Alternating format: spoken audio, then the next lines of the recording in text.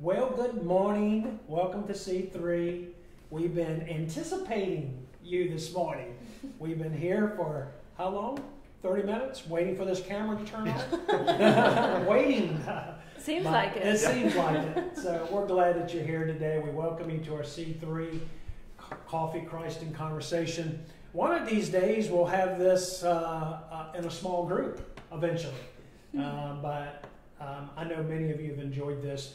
Basically, we're going to take Travis's sermon that he did, and he did a very good job, and got some positive feedback from different people, and they've enjoyed his passion and the word. Heard it from Nick, just letting you know, pass that on to you.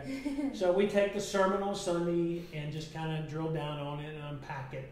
And those of you that are watching us and come online, you have an opportunity to ask questions, have comments. Angelia has her phone here. And good morning, Robert. Thank you for putting the sermon notes on there. And Robert's so faithful in doing that. Yeah, we appreciate it. Yeah. And so far, it's just us and Robert hanging out. Just you and I. It's what we call a small group. Hey, is Hilton Head still on? Everything's going good for your daughter's wedding. Your daughter's wedding? Yeah, I'm going to give her a call just to see. So anyhow, what are we saying so far? Said Travis did an excellent job, he said. Thank you, Very Robert. good. Well, anyhow, get your notes out, and today we have the author of our sermon that we're looking at right here. So he'll give us insight on other things. And he might have some questions for us. That's right. And I might have some questions for you. So anyhow, we talked about God's Not Done With You is the title of the sermon. And basically, God's not done with us until He calls us home. And so a lot of people I know that are retired, or maybe they're not, or retired, or they're changing careers. And you're just kind of thinking, what do I do next with my life? Well, in the ministry, really you're not done with the call of God on your life. Now, some people think the call of God, you got to be a ministry, preacher, pastor, missionary. But if you are a believer, you're always working for God. You're always doing His work. So there's no retirement, completely for being, in God's work. So God's not done with us. And I guess we found in this story that Moses was 80 years old, and you figure, well, God's not done with you at 80, In fact, his life just started happening from 80 on, So anyhow, it's a great title, and how God uses imperfect people. Yeah, I just think it's crazy. I was thinking about this. You got Moses. We have so many people in the Bible that were imperfect that we see God using. Yeah. You got Abraham was like a liar, and Jacob's deceiving, and Jonah ran away, and David cheated and murdered. I mean, there's so many people that we could pull from, and yet every single one of them, we think about them as I think of kids like Bible heroes, right? Yeah. People that did great things for God, and yet every single one of these people, some of them made some massive mistakes in their lives, and yet God still chose to use them. And that's it's just a little encouraging crazy. For all of us. Yeah. Why would God use us? Well, when you think about it, if we had to be absolutely God, saintly, perfect before God uses us, nothing would get done for the kingdom of God on this earth. So it's amazing. And I was just thinking about, I think it's in Romans 14. It says that just to talk about these Bible stories that come up. Paul said in Romans 15:4, for everything that was written in the past was written to teach us, so that through endurance and encouragement of Scriptures, we might have hope. So we look at people's flaws in the Bible, and we look at how God uses people. And one thing about God, in the Bible, He gives us the good, the bad, and the ugly. He doesn't just kind of slant it, but He gives us all the imperfections, and we see how God still used these men and women, even with their flaws. The New Living Translation says, such things were written in the Scriptures long ago to teach us, and the Scriptures give us hope and encouragement as we wait patiently for God's promises to be fulfilled. Yeah. So, Scriptures, it gives us hope. It gives me a hope realizing You know, if I was 80 years old and read this, you know, I'm going, well, bless God, I'm still living. God's not done with me yet, you know, and so there's a work for us until God calls us home. Yeah. So that's wonderful, and so that gives us encouragement. And talking about flaws and everything, it just seems like God specializes to use people that are kind of a little beat up. In fact, Paul says that God uses the foolishness of preaching to confound the wise. Mm-hmm. So it seems like when the human impossibilities, you know, Sarah at 99, I mean, you look at that. God always waits till, like, humanly it's impossible. Yeah. And then God goes, okay, time to use you, because he gets the glory then.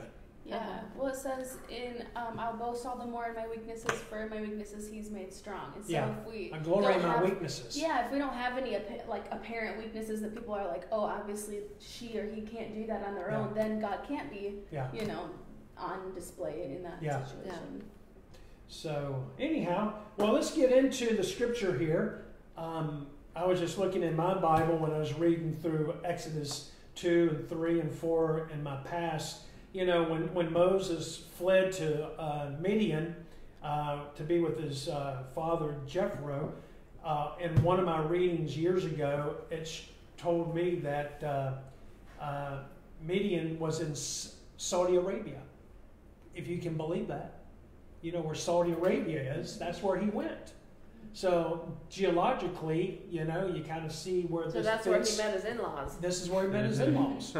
You know, so they're in Saudi Arabia. So it's kind of interesting when you look at today's map. We hear about Saudi Arabia. Well, here's a portion of scripture. That's where this took place. The burning bush was there. You know, when you think about Babylon, that was in Iraq today. That's in the news, you know. Abraham came out of Iran. That's in the news today. So you see how all this, you know, today is like, really? You would think everybody came out of Israel. You know, it's in that little strip. But here's these, and to me, that fascinates me when I discover little things like that, because it's really puts it in perspective how far these people were and how they were brought into Israel. So how far did he have to flee from Egypt to Midian, to Saudi Arabia? Good question. Let's ask Siri. Let's ask Siri. Let's find out with Google Maps how far he had to walk to go to flee from the Egyptians. Because you got to remember, Moses was, while he's looking, I'm just going to kind of give a little excerpt of the story.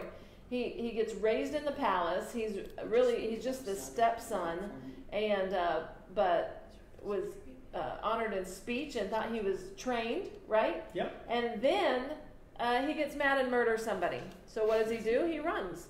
And he runs to Midian. So are we finding out? Not yet. We don't know. We're going to find out. Hey, Brittany, my cousin is watching, and she's young. She could Google it real quick. Egypt to Midian.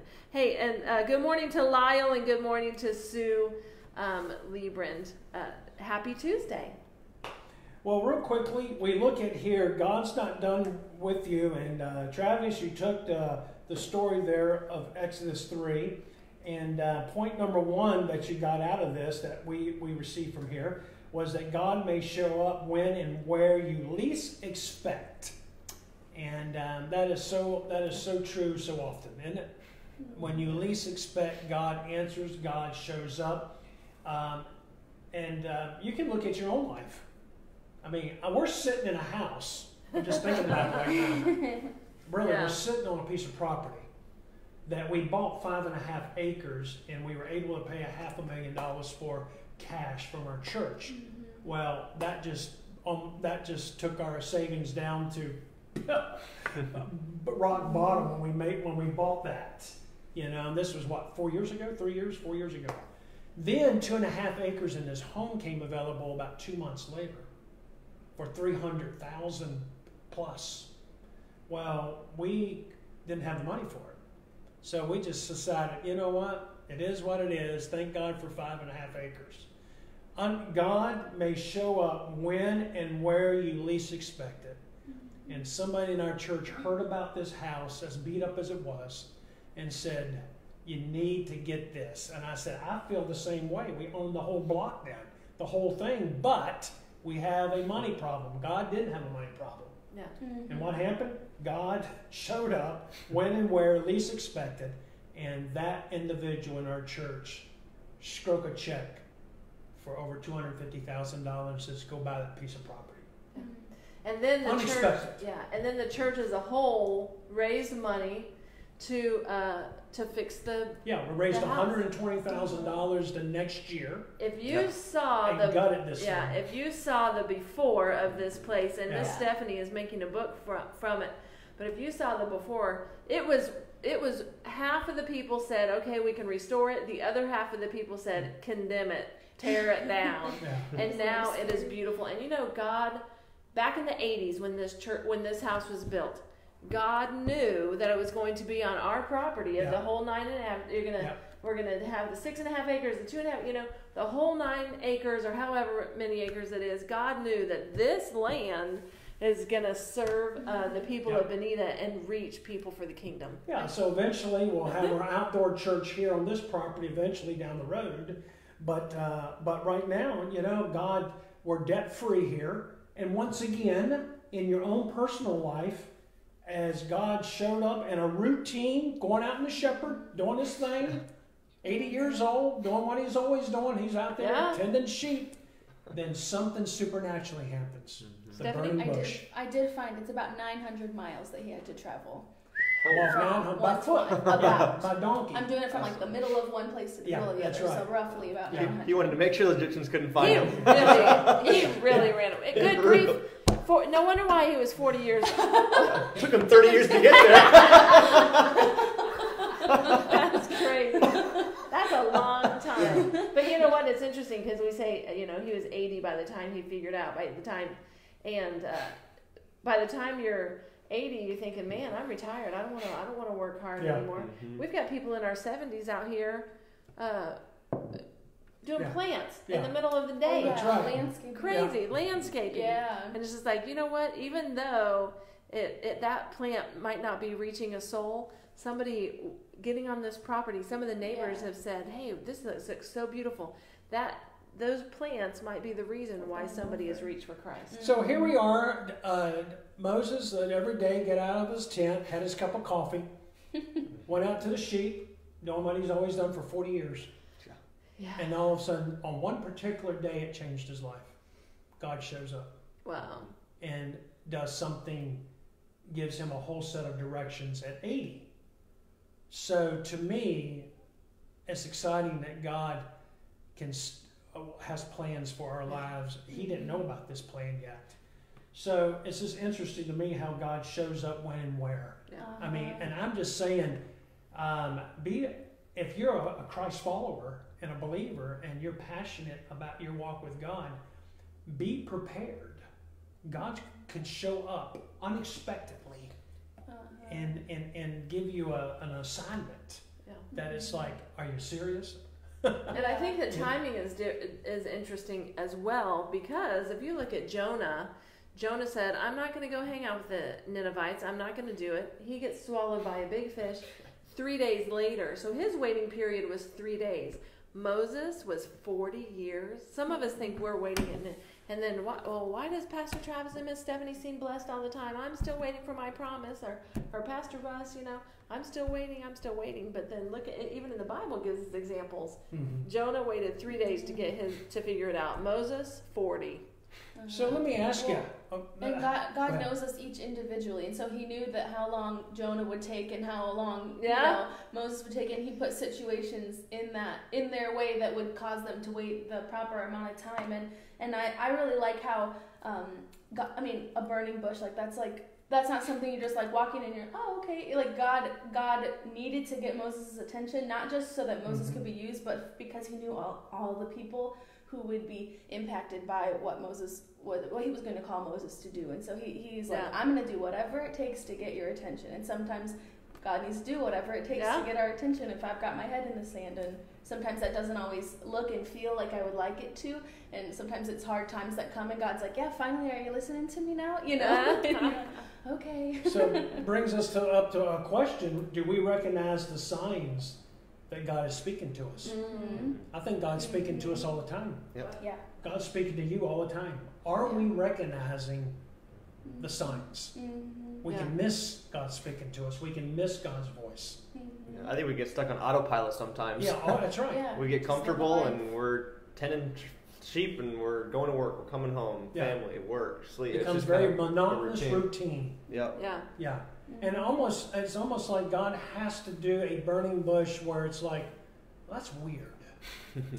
You know, I've seen fire before, but that don't look right, Moses is saying. That bush ain't and so he goes over there and look, this person's not even burning right.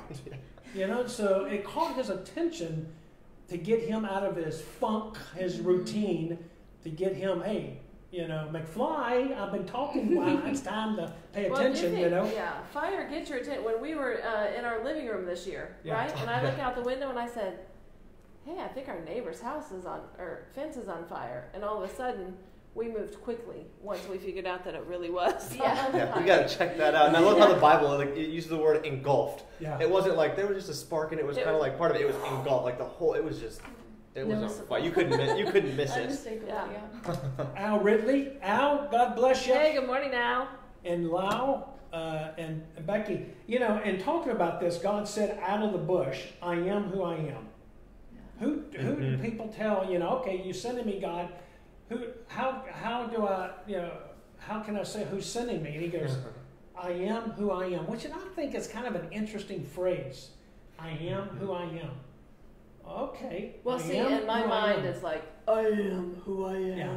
Yeah. But it's interesting, that phrase, it comes from the verb to be in the Hebrew. I am who I am. Comes from the Hebrew verb to be, and it includes all of its tenses in that phrase. In other words, past, present, future. When he says, I am who I am, in the Hebrew language, it includes past, present, future, how it's worded. So I am the God of the past, I am the God of the now, and I am the God of the future. That's I am who I'm sending. That's who I am. I'm sending. I'm the God of the past, present, and future. Yeah. And it's interesting, the I ams, guess where we see the 7 I ams pop up again? About 2,000 years later, Jesus in John, I am the door. I am the vine. I am the bread of life. We see that same I am being manifested in the Son of God. So to me, it's surprising how well connected the Bible is.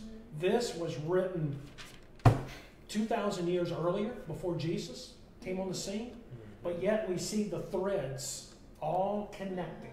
We have the privilege now because we have all this written, and we can look back on it and go, isn't that so cool? All the way back in Exodus, we see this I am being spoken by God himself.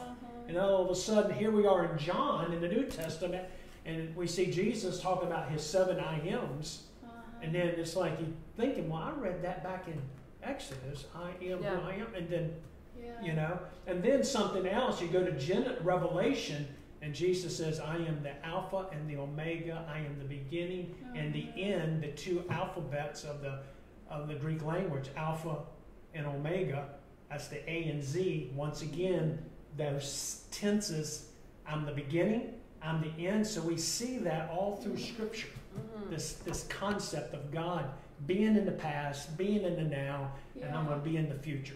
That's a huge God. Yeah, and I think since he is past, present, and future, he knew when the Bible was being written that we today, specific people, would need to hear the things and be encouraged by the way that things happened and the waiting and how God showed up. And so I think God allowed things to be orchestrated that way, not only for the people then, but for us now, so that we have something to glean from and to get encouragement from. And sure. Yeah, absolutely. Good morning, Suzanne. Any comments? Well, we have a couple. Good morning. Okay. And you know. Very good. Good morning. So yeah, there you go. Good morning. Good morning. Good morning to Terry and Sue and Suzanne. Terry Moore, God bless you. Yeah. I called Terry. I'm going to tell him. I called Terry at 2:00 yesterday afternoon, and Terry says, "I just woke up. All to be retired." I'm just popping your chops, Terry. Coming from the man man who says, I might need to lay before the Lord a couple. I would make it spiritual and say, I'm studying sleepology, just to make it a little spiritual, you know. Okay, let's go to point number 2 of your outline. God hears us when we call out to Him. And you gave us a scripture there on your outline, verses 7 through 8. And what stands out to me and what you said, you told us to circle what? You told us to circle 3 things. I'm going to let you. Yeah, because I was noticing the word in verse 7, it says that he said, God, I have certainly seen the oppression of my people in Egypt. And then he says, I have heard their cries of distress because of their harsh slave drivers. And I love in verse 8, he's seen us, he's heard us, and then God says, so I have come down to rescue them. And I think that's cool. I'm almost thinking about it like a mom.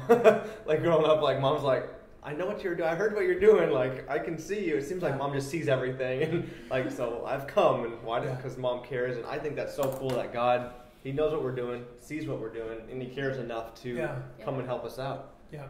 Mm-hmm. You know, and the thing that got my attention on here is the anatomy of God.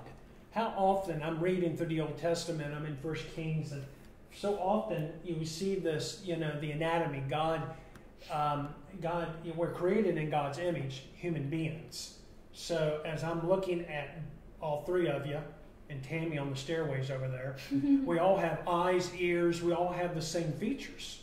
And if we're created in the image of God, you know, we haven't seen God, but yet we're created in God's image. And then we see in Scripture, we see what I call the anatomy of God.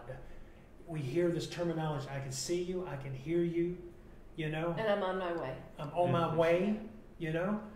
I'm angry, I'm jealous. You have all these emotions that He's put in us. So basically, you know, God, you know, I'm picturing God as eyes, ears, hands. You know, I'll deliver you by a strong right arm. You know, it's like the right hook. You know. So these are terminology so that we can relate because we got all this, so we can understand that. Not only can we relate, needing to be heard, needing to be seen, and needing the attention.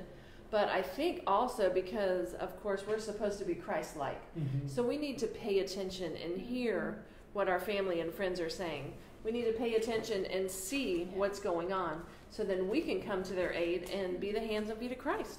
Mm-hmm. Maybe just like Moses even, he took the time to listen when he got to the bush. He didn't just go to the bush, oh, that's crazy. Like, we call up our friends, hey, this is crazy in the situation we're going through. But Moses, get your phone out, take a picture. Yeah, post it. But Moses took the time to listen and hear what God had to say to him. And do we listen to God when He's calling to us? Do we listen to our friends when they're in need? Do we take that time to kind of slow down? Sure.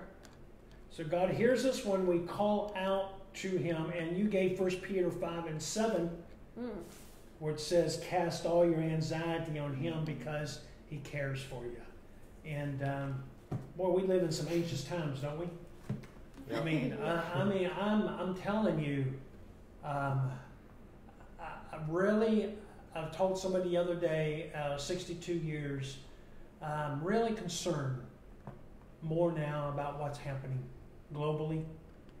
I mean, things kind of work out. America always bounced back on its feet. There's some things happening that we haven't seen before politically, in our country, economically, globally,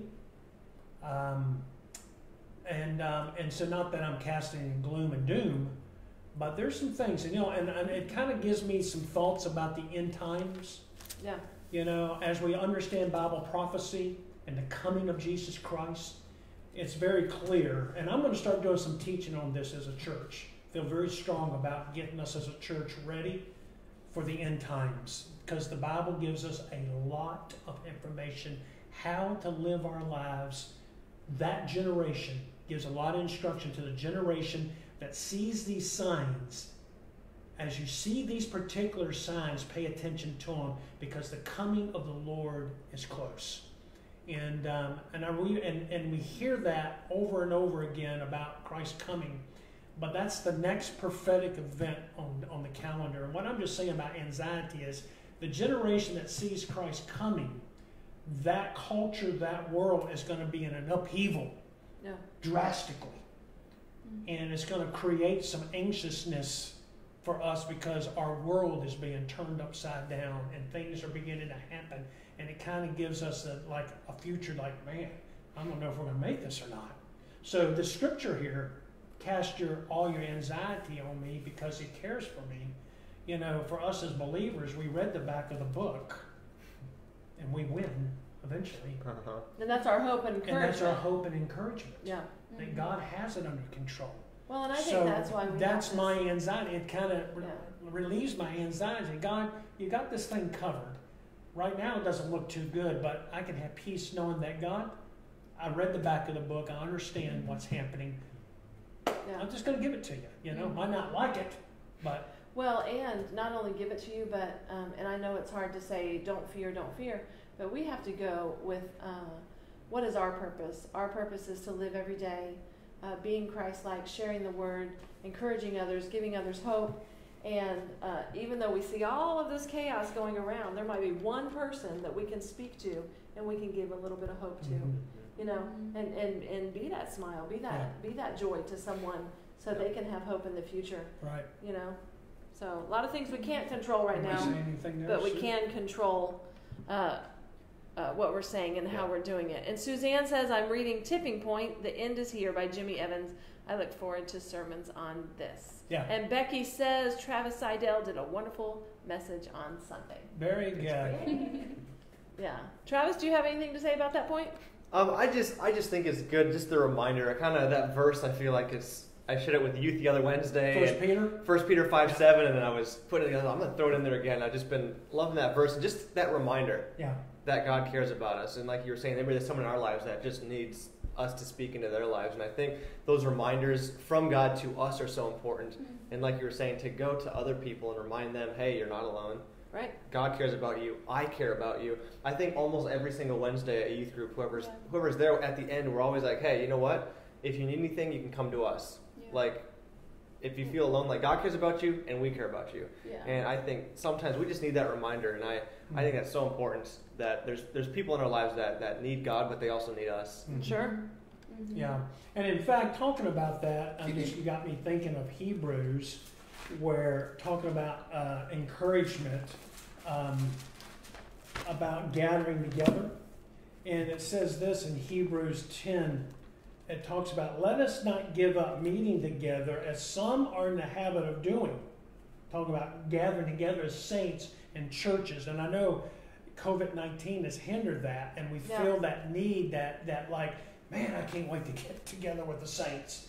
We do have it by way of live stream. However, there's nothing. I hear this from our people from up north. I've talked to people that are in Illinois and Michigan or Minnesota, different places where their churches haven't been open yet. Mm-hmm. Down here, we still can meet now. Mm-hmm. But just think people up north that haven't seen their brothers or sisters in the Lord, thank God for the internet, you can get some type of encouragement, from that. But it does say that let us not give up meeting together as some are in the habit of doing, but let us encourage one another. That's what you were talking about, Travis. And all the more as you see the day, and that word day is in capital D, as you see that day approaching. Whenever you see the word day in capital D, it's talking about the judgment of God. As you see the judgment, in other words, the end times for us. And this is what the writer was talking about. As you see the coming of Christ and the culture's going to be turned upside down and things are going to get worse and lawlessness and violence. And we see all that. I don't have time to get on all that. It talks about signs we're seeing that kind of stuff. Israel becoming a nation in 1948, another big sign. But anyhow, that's a whole different... But as you see that day, in other words, as you see the day, the coming of Christ getting closer, it's imperative that we as believers connect together. Because it's going to be so anxious and so devastating that we need that encouragement from one another. Yeah. So as believers, we need to do our part every week to get connected. That's why I really believe in small groups. We're trying to get involved with that more and more when we're in the back end of this, behind us. During the week, getting together for that encouragement. Yeah. So, but anyhow, let's go to point 3 real quick. Anything else? Nope, not yet. Okay. God wants us to be part of His plan. Any comments from you on that? Yeah, even just, I think it's cool. No, we all want to be a part of something. I don't think there's anyone that's like, I just want to do life alone. Like, I'll do this by myself. And in Galatians 6:2, I didn't share this Sunday, it says, share each other's burdens and in this way obey the law of Christ. Like, God calls us to do life together with each other and with Him. He created us for relationship. And so I think that's cool that if we're looking to be a part of something, if we're looking to have a purpose or looking to do something in life, we can become a part of His plan and come to the church and be a part of something even there. And I think you have something to share about that. Yes. So at our college-age ladies Bible study on Sunday, we were watching our short little video, and it said something that totally, I was like, wow, I never thought of it this way. And they said, God is the Father, Son, and the Holy Spirit, and so they exist in community. And so if God exists in community, how am I just a messed up human? How do I not think that I need just as much, if not more, community than God has always that He exists in? And I never thought about that God exists in community. But when I think about it in that way, then of course I need people. And sometimes we think, well, I need people, and like needing feels needy, and nobody wants to feel needy. But it's not a bad thing to need people. It's the way that we were made. We're going against the way we're made if we're trying to do it on our own. And if you think about that, Jesus could have done everything that He did by Himself. Yeah. But He had 12 disciples and a lot of followers. Yeah.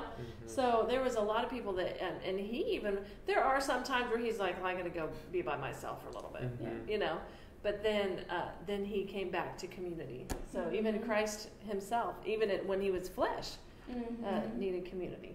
Absolutely. And point number 4. What was that point number 4? I might have written this down a little long.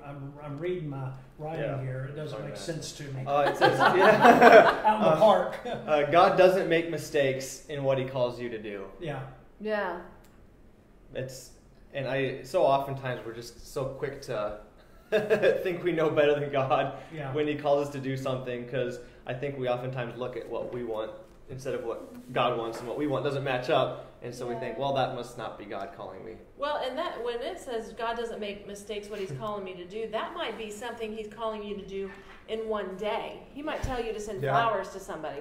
Or He might say, man, that person needs a hug. Yep. If God's telling me somebody needs a hug, that's really God, because I'm not really a hugger. I was going to say. Right? And so what happens is sometimes we say, well, God hasn't called me to be a pastor. God hasn't called me to be a hugger. God hasn't called me to do these grand things. But sometimes it's just the little tiny things. God might just call you to help somebody put groceries in their trunk. And I want to go on record that she is a good hugger. But in Moses' failure, I think the scripture there in verse 11, it says, but Moses protested to God, who am I to appear before Pharaoh? Who am I to lead the people of Israel out of Egypt? For 40 years he was playing that failure in his head. Yeah. I mean, 40 years thinking about that over and over. I'm a murderer. Just think about that, playing that over and over. He's in Saudi Arabia. Last thing he remembered was, he's running for his life. And now he's in his head for 40 years, doing sheep. And part of him is saying, God, do I really have to make that road trip of 900 miles? That's true. But I feel like also when he's playing that over in our mind over and over, and we do that. When we mess up, we'll think about it. Oh, Stephanie, come on. And even self-talk. And even how Moses got himself. Well, I'm not a good speaker. But it already said he was strong in his actions and in speech. So I think a lot of times we underestimate the power that Satan has in our world. And when we start, he will put these little whispers of lies into our minds. And if he can get us to focus on that and focus on all my failures, or maybe I'm not good at this. I feel like the areas that he attacks me most in are the areas that I know that God's called me to do big things in. And so if he can get me to isolate myself and feel like, oh, Stephanie, you're not very good at talking to people, or people don't really like you, or whatever it is, then I'm not able to be effective in those areas. Sure. And he knows what God's called us to do just as well as God knows. Like, he's not dumb, but he's out to steal, kill, and destroy us. And so he allows those things. He knows exactly which things to put in for each person that's going to diminish our effectiveness to the maximum capacity. I'm realizing at my age, you got to take some risks. And Jesus says, according to your faith, so be it. So if my risk factor is well, I'm not going to take a step of, I'm not going to step out and do that. Although you feel like in your heart you need to, and God, you feel God, but you said, no, I ain't going to do that. Well, you'll never know what God, according to your faith, so be it. And in Hebrews 11:6, it says, without faith, it is impossible to please God. So it takes an element of faith. We tie God's hands for Him to do some big things in our lives. If we don't take that step of faith, we have to activate it. Yeah. And I think it's even, later on in Hebrews chapter 11, verses 25 and 26 is talking about Moses. It says that he chose to share the oppression of God's people instead of enjoying the fleeting pleasures of sin. He thought it was better to suffer for the sake of Christ than to own the treasures of Egypt, for he was looking ahead to his great reward. Yeah. So it's saying he was in a great spot. Like, why not stay? Why not enjoy what you have? He was in a sweet spot. He knew that that's not what God had for him, and he's like, you know what? I'm going to step out of my comfort and walk. And he tried to save him. We see when he was 40 years old, he messed up, right? And I think sometimes that's what's going to happen. We're gonna try to step out, and we're going to do it wrong. But well, I'm just going to be real transparent here. Church knows that this is our second marriage, and the denomination that we came out of, they said you're done. Yeah. And so, out of our view, we could never pastor again because of a divorce in our lives. And then when we got married and remarried, the second time, then that was completely done. So here we are. I feel like never again the pastor. I'm done. Well, so, you were considering Publix. Yeah. I was looking at Publix. I was going to be fast-tracked in the management system in Publix.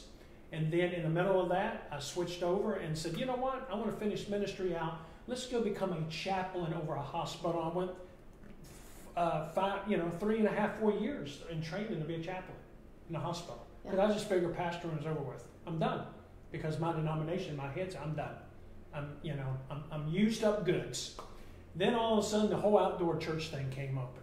Now we're talking about taking your weaknesses, what you think in your head is a failure.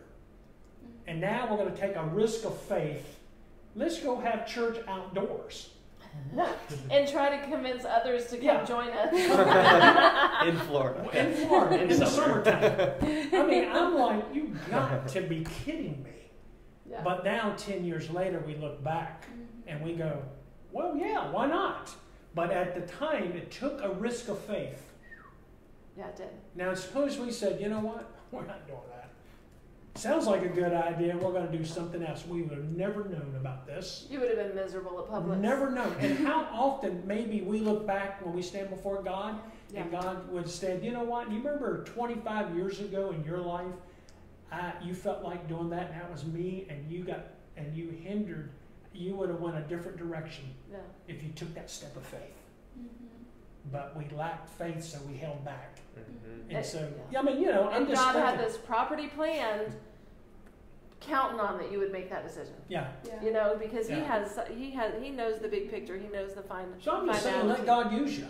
Be a vessel. And Esther, we were reading Esther a few weeks ago, and Esther was told to do something. But it's interesting because her uncle was a believer, and he said, "Listen, what God has planned is going to happen, whether you do it or not, whether you step up or not, it's going to happen." So we have the choice. God gives us the free will. God gives us the choice whether to obey, to answer His calling. His plan is going to go ahead and be finished, but we choose whether we're going to be a part of it. And boy, I'm glad you started that outdoor church. We're doing it together. And then our last point is the title of your sermon, God Isn't Done With You, and that's a great way of finishing it up because we can leave the park realizing, as long as I have breath in my nostrils and I'm healthy, I can serve God in a capacity that, Well, it's a really good sermon for our church too because, the median age of our church is not 25. So I think what happens is a lot of times we think, is God, am I finished? Am I done? And Pastor Travis, you had some really great points on that last one saying, hey, everybody's included. Everybody's included. Well, I really like the part where it said we're God's handiwork and how you said about how when we make something, we're crafting something, which that's my thing. Crafting, if I make it, it has a purpose for it and a specific purpose, not like, well, this cup, like this is my coffee cup, so I'm gonna make sure I'm gonna put my coffee in it. And so, not that I made this, but somebody did. But how God made us with a specific purpose in mind, and He tailored us just right. And if I wanted this to be something else, like I don't know, whatever, it has specific attributes to fulfill the purpose it is. And so God put specific attributes and characteristics in us to fulfill exactly what it is. And sometimes, like Moses, we can be like, oh no, that's not a big deal. I know I have these gifts, but it's really nothing. If we downplay those things, we're downplaying the attributes God put us together to do what He called us to do, or He created us to do. Yeah. Becky said it's hard to do sometimes because of feeling unworthy. Yeah. And we fight that. For sure. I fight that even now. Yeah. You know? It's... And even, I'm 24 years old, so I've lived not a long life, but... You don't have as much baggage as I have. Not as much baggage. But even the baggage that has come are things that I've gone through where I've said in my life I've done something or something's happened. I'm like, okay, did I make the wrong decision? Am I doing the right thing? Yeah. Even questioning it. And sometimes in me, if I don't let that go and believe that God has the best, you kind of hold on to that, and it can kind of eat at you for a little bit. And I can imagine, I'm like, man, 25 years down the road, 30 years down the road, if I don't let this and believe that God is going to work through that mistake in my life, and if I keep holding on, I can't imagine what my thought process, what's going to happen when I'm 50. Mm-hmm. And so I believe that, okay, yeah, we have scars and we have wounds in our lives, but we have to believe that God's going to work through that. Right. We can't just keep wandering in the desert. Well, and it's easy to believe it for other people because we believe it and we pray for them, and we have to believe it and pray for ourselves as well. So in closing, the takeaway I wrote down after all this, and my takeaway was, it's never too late to get started in life. Yeah. At 80. Mm-hmm. I mean, really, Moses 80 was when the action happened for Moses. Man. Yeah. I mean, we're talking miracles, crossing the Red Sea, fire by day, cloud by day, fire by night, manna coming down from heaven. This guy saw some things. Seeing God face to face. I mean, not face to face, but up in the mountain there. Yeah. I mean, had an intimacy with God like no other character in the Bible ever had. Until he came off the mountain, Shekinah glory. Because he'd been with God. I mean, this guy saw things, experienced things. Yeah. Because he said yes. Because he said yes. Yeah. And you kind of look, is this the same guy that was running sheep? Mm-hmm. I mean, and he's running 3.5+ million Jews out of Egypt. Wow. Well, and it's interesting also because some of the people in his past would have said, that's not the Moses I know. Yeah. Well, you know what? I don't want to be the Angelia that they knew 20 years ago. I want to be who God is... who I'm pruning to be, I'm growing to be, and I want to be new every day in Christ. No matter what your age, no matter what you've done. And then underneath there, I said God's handiwork, custom design. As you said something in the scripture about that. Yeah. That we are custom designed by God. Yeah. He made us for a reason. He made us for a reason. He didn't mess up with you. Yep. So anyhow, thank you. We want to wrap this up. It's 9:45. So thank you for joining us. And I know some of you will be tuning in. Maybe it seems like during the week we get people that pop in on this. So our word for you is God's not done until you breathe your last breath of air. Right. And just keep your eyes on Jesus. Keep in this word and keep encouraged. Get plugged into a church somewhere. We need each other. I feel like there are some interesting days ahead for America and for this world. And I think if we ever needed the church and the body of believers and Christians and closeness, it's now.